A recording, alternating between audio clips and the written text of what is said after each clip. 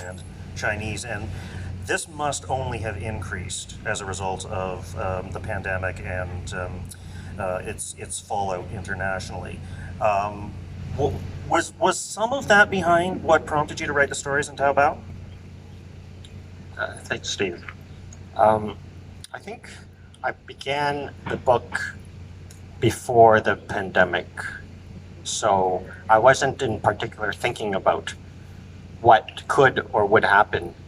I mean, if somebody had said that to me, like explained the pandemic is coming and this would be the reaction, it's something I could believe because there's a history of that, and it's present not just for Chinese community, Asian communities in the West. It's present for many different communities, and I think a city like Toronto is very special. I mean, I've traveled around the world, and it's a rare city to find something like this in North America, anywhere.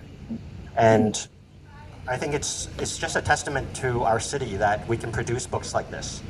Just the three of us sitting side by side here. I mean, that's just unbelievable. Maybe 20 years ago, 30 years ago, 50 years ago. And we're covering topics that people could not fathom before. And we're having reactions to the topics that really only people recently can sort of come up with.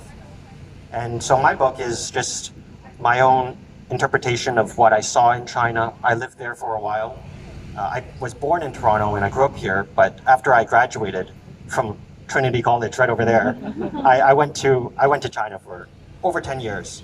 And so I was just fascinated with what I saw, and I wanted to bring that, at least some of that, to people from where I grew up and to share that.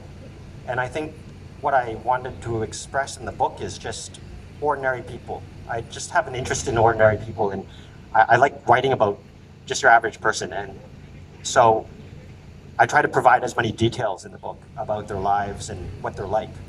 And I think when we can see that sort of on a personal level, we can all sort of understand each other much better and free from the sort of political and national borders and boundaries and all sorts of other issues. When we look at each other's lives, we have a much better chance of communicating and communicating in a constructive way. Right. So that's sort of what. Given that you were born here and went to school here, and then went to China and spent 10 years as an adult in China, were there things that surprised you? When I went to China? Yeah. I mean, that's such a funny question to me because everything surprised me. I mean, once you get off the plane, it's like overwhelmed. It's like a feeling of being overwhelmed. I mean, it's a shock. And I had been to Shanghai, I think, when I was 12. And I remember getting off the plane and seeing dirt, like a dirt road. And I remember, I don't know, like taking taxis around, and it was such a different place from what I remembered. And everyone's talking about Taobao now, at least the people I talk to, but I actually would want to promote my other book coming out in November. Okay, that book is coming out in November from Buck Rider. It's actually a reissue of my first book, which didn't get very much coverage. And I know Steve Beatty knows about that because I bugged him a lot when it came out. But that book is also about how China has developed and the sort of pressures that everyone faces, no matter where you are in the world. The sort of unavoidable pressures that afflict everyone. I mean, obviously, in Martha's book, immigration is a totally different animal. It's something that is very difficult in that specific circumstance. But we are seeing problems, very common problems, all across the world. And we need to be able to envision a world where we all together address these problems. And there's no way of doing that. I mean, fiction is an art. It's not activism. We're just one person writing our idea.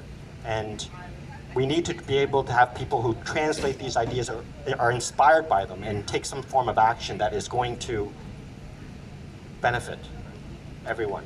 So this is a very small, I mean, it's only 200, it's less than 200 pages. They're 200 very powerful pages, though, and very entertaining pages. Kathy, you share with your